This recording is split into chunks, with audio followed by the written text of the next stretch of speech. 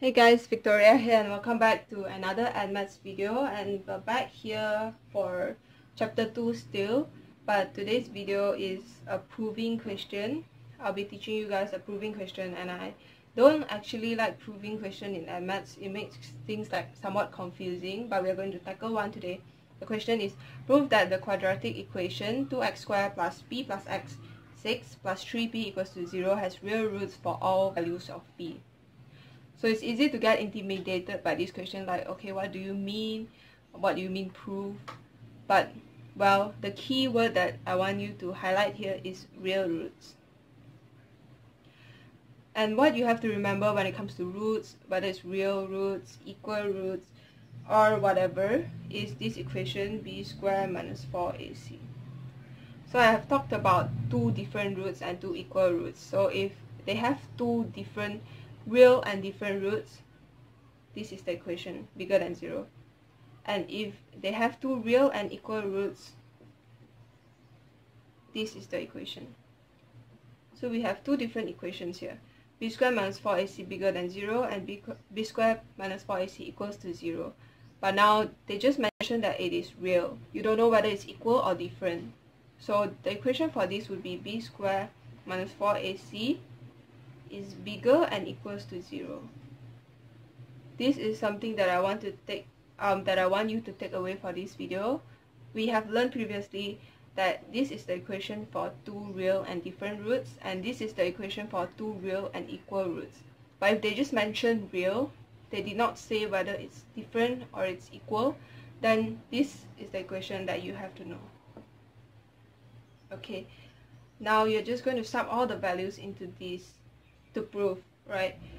So you're just going to sub b squared minus 4ac bigger or equals to 0 into this. But when it comes to like a proving question, they want your conclusion to lead to this equation. So you do not begin with this equation, but in the end you will just have to make a conclusion with this. But what you start with here is actually b squared minus 4ac. So as I've said before, this will be your A, this will be your B, and this will be your C. So b squared minus 4ac is what you have to find. B squared minus 4ac. Expand this equation.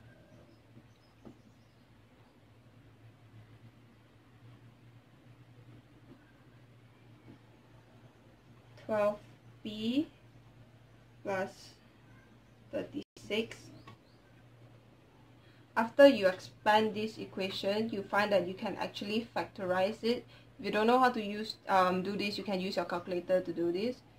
But we have b minus 6, b minus 6 after factorization, and you can merge it into a square and you'll get b minus 6 squared.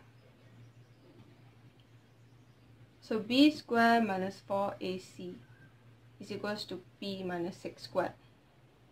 b minus 6 squared could be bigger or equal to 0. Why do I say this?